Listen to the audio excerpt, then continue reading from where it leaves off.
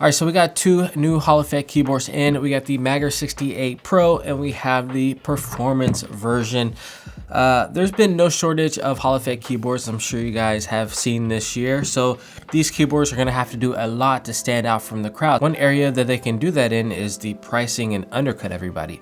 So the Pro version is coming in at $150 and then the Performance version is $120. So about $20 more than the fan favorite, the Newfie Halo 65, and a lot cheaper, about $20–30 cheaper than the Wooting 60 HE, and that one has a plastic case. So they're doing some good things here with the pricing, but still, is that enough to warrant getting these over one of those keyboards? Let's keep looking. Looking at the build quality, the Professional has more of a design on the bottom with the plating, as well as a little bar along the back side. It just gives it a little more finished and polished of a look, whereas the Performance version is that focus on performance.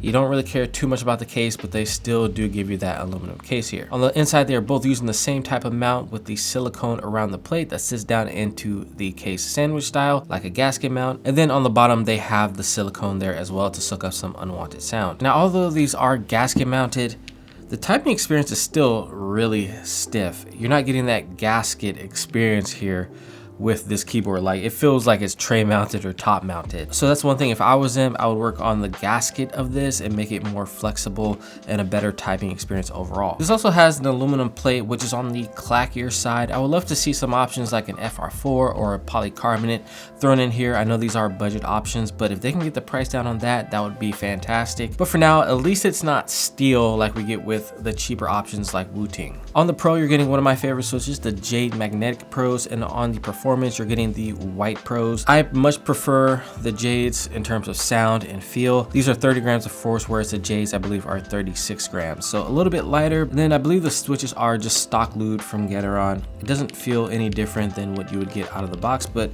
they still feel fantastic. Now, the keycaps are done in collaboration with Aloha KB. These are a very, very thick walled PBT. They are very heavy, they are very dense, and it feels nice. They feel very good underneath the fingers. Much better quality than some of the other PBT options out there that you're getting from like Wooting, let's say, or even Razer. And it just adds to the overall sound that you're gonna get from each one of these keyboards. I like looking into it and seeing the switch underneath the keycaps. So that is really cool. It's a nice touch. Some people might hate that, some people might love it, maybe in between, but you can always switch it out if you're not happy. There's the E Milky White, the Anno Champagne, Gold Anno Black. Each one have a different keycap set on it. My favorite is the E White Milky though, with the orange hits. Just looks fantastic. Now, before we look at the performance of this keyboard and the software, let's drop that sound test so you guys can hear what each one of these keyboards sound like.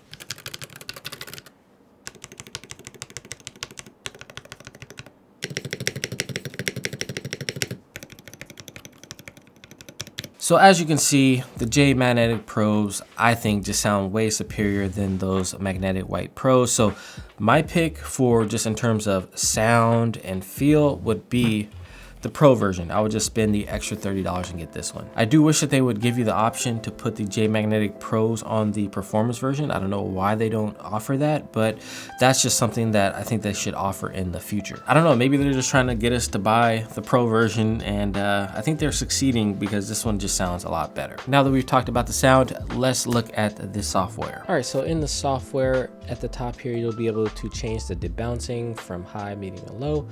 You also get the polling rate here. I put mine on 8,000 Hertz to get the lowest latency. Then you can remap, do different layers here if you want.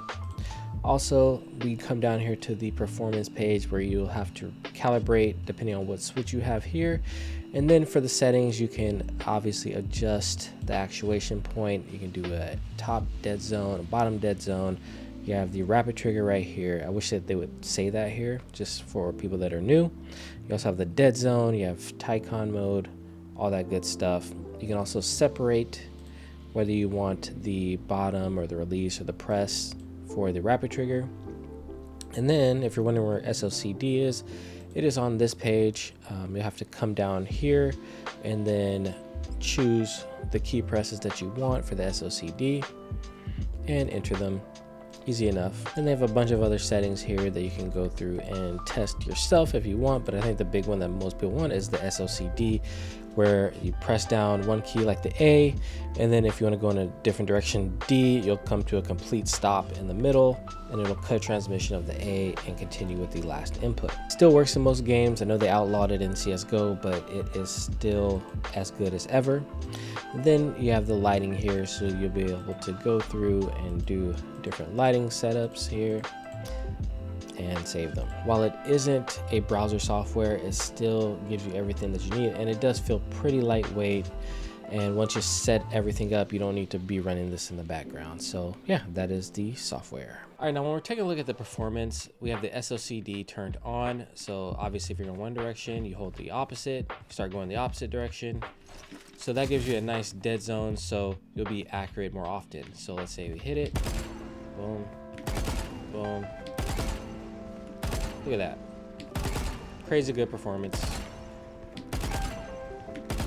You're gonna be accurate more often. This shit is just like cheating.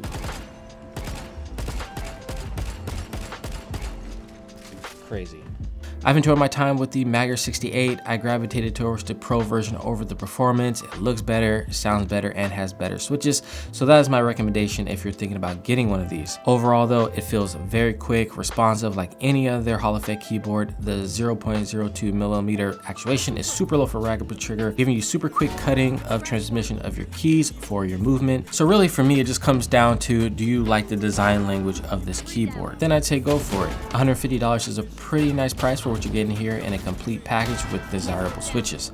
Other budget options are keyboards like the Halo 65, which I'm partial to. You'll be paying $20 more for the aluminum casing, whereas the Halo is plastic with the Jade Magnetic Pro switches. I just wish that there was an option to put the Jade Magnetic Pros into this keyboard, because I'm not really a fan of these white magnetic switches that they put in this one. It's a great keyboard, solid build, low latency, all the bells and whistles in the software, like 8,000 Hertz polling rate, low to bouncing, rapid trigger, SLCD, Tycon mode, and more. So I can recommend both of these keyboards. Like I said, just keep in mind about those switches. Or maybe you just don't even care about the feel. In that case, hey, just go with the performance. So that's gonna do it for my review on the Magger68, the Pro version and the performance version.